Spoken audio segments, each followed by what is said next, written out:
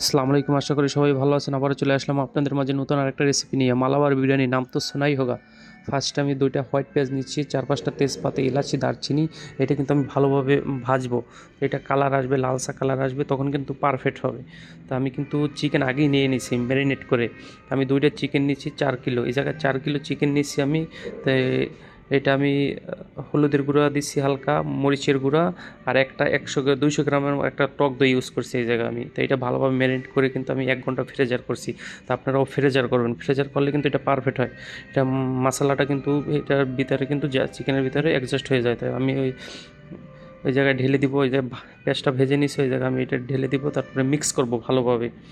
Mix করার পরে তা আমি এটা কিন্তু 10 মিনিটের জন্য আমি কিন্তু এটা ঢাকনা দিয়ে আমি ঢেকে দিব। 10 মিনিট পরে আমি ফিরে আসবো। তো এখন আমি অন্য প্রসেসিংয়ে চলে যাব। আমি চাল কিন্তু আমি নিচ্ছি এই জায়গায় 3 কিলো চাল নিচ্ছি। 3 কিলো চাল নিচ্ছি, এটা আমি ফার্স্টে কিন্তু ভিজিয়ে রাখবো। এটা কিন্তু চাল আমি পানি দিয়ে ভিজিয়ে রাখবো 20 মিনিটের পরে। 20 মিনিট পরে আমি কিন্তু চলে আসবো অন্য প্রসেসিংয়ে। এখন আমি অন্য প্রসেসিংয়ে চলে আসছি। এই জায়গায় কিন্তু আমি কাঁচামরিচ নিয়েছি, 6-7টা কাঁচামরিচ নিয়েছি, আর 2টা টমেটো। তো এটা আমি ব্লেন্ডার করে নিয়েছি। তারপরে 10 মিনিট পরে ওই চিকেনের ভিতরে আমি এটা ঢেলে দিব। ঢেলে দেওয়ার পরে আমি এটা ভালোভাবে মিক্স করব। ভালোভাবে এটা মিক্স করব। এই জায়গায় আমি ইউজ করব একটা লেবন, ফুল একটা লেবন ইউজ করব। একটা লেবন ফুল দিয়ে দেবো এই জায়গাতে। আমি অন্য প্রসেসিং এখন চলে যাব। যে চাল ভিজিয়ে রাখছি, চাল আমি এই জায়গায় আমি এটা ভাজবো। আমি বাটার ইউজ করছি এই জায়গায় 100 গ্রামের মতো আমি বাটার নিছি। আমি কিন্তু এই জায়গায় তেল ইউজ করি না, তাই আমি বাটার থেকেই সব কিছু করতে আসি। তো আমি চাল চাল ভাজার জন্য আমি বাটার ইউজ করছি 100 গ্রাম। তারপরে এই জায়গায় আমি কিন্তু মশলা দিয়ে দিছি, পেঁয়াজ, দারচিনি, এলাচি, লং। এটার পরে এটা ভাজার পরে আমি কিন্তু চাল ভিজিয়ে রাখছি, চাল আমি কিন্তু এটার সাথে আমি ভাজবো। দেখেন পেঁয়াজের কালারটা কিন্তু লাল হবে। তারপরে এই চালটা আমি এই জায়গায় ভাজবো। সব কিন্তু চাল দিয়ে দিচ্ছি আমি। এই জায়গায় 3 কিলো চাল নিচ্ছি আমি। তো এটা ভালোভাবে ভাজবো। ভাজার পরে কিন্তু আমি পানি কিন্তু আমি গরম করছি। চালের যে পানিটা আমি ইউজ করবো এটা কিন্তু আমি গরম করছি ফার্স্টে, গরম করে রেখে দিছি। তো ভাজা কিন্তু কমপ্লিট হয়ে গেছে। আমি গরম পানি এই চালের ভিতরে ঢেলে দিছি। তো ঢেলে দেওয়ার পরে এটা ভালোভাবে মিক্স করব। চালটা মিক্স করার পরে আমি এই জায়গায় ফুয়েল করব।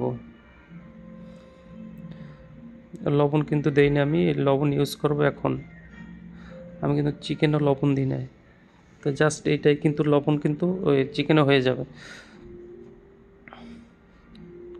তো লবণ কিন্তু অলরেডি আমি দিয়ে দিছি। এখন এটা আমি ঢেকে দিব, ফুয়েল করে ঢেকে দিব। তো আমি কিন্তু অন্য প্রসেসিংয়ে চলে আসছি। চিকেনে কিন্তু আমি এটা কিন্তু ধনিয়া পাতা দিয়ে দিয়েছি। ধনিয়া পাতা আর মিন্ট, পুদিনা পাতা আপনারা চাইলে নাও ইউজ করতে পারেন, কোনো সমস্যা নেই। তো আমার কাছে ছিল, আমি পুদিনা পাতা আর ধনিয়া পাতা কিন্তু হালকা করে ইউজ করছি, দিয়ে দিচ্ছি এটার ভিতরে ফ্লেভারের জন্য।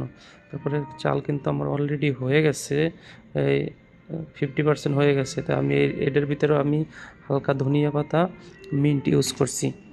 তা আপনারা চাইলে মিন্ট নাও দিতে পারেন, ধনিয়া পাতা ইউজ করতে পারেন। তো কিন্তু অলরেডি হয়ে গেছে 50% চাল। আমি এটা এখন আমার চিকেনের উপরে আমি ঢেলে দিব। এরকম ঢেলে দেওয়ার পরে একটা লেয়ার দিছি। ফার্স্টে আমি কিছু চিকেন উঠিয়ে রাখছি, তারপরে একটা লেয়ার দেওয়ার পরে আমি লেবন দিয়ে দিচ্ছি, কাজু বাদাম দিয়ে দিচ্ছি।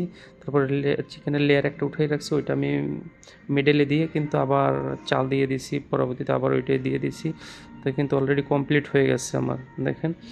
তো কালারটা কিন্তু এভাবে আছে। আমি হালকা কালার ইউজ করছি, ফুড রেড কালার। আপনারা চাইলে ইউজ করতে পারেন, নাও ইউজ করতে পারেন, কোনো সমস্যা নেই। দেখেন আমার কিন্তু অলরেডি পারফেক্ট হয়ে গেছে বিরিয়ানি। দেখেন এইভাবে আসছে। আশা করি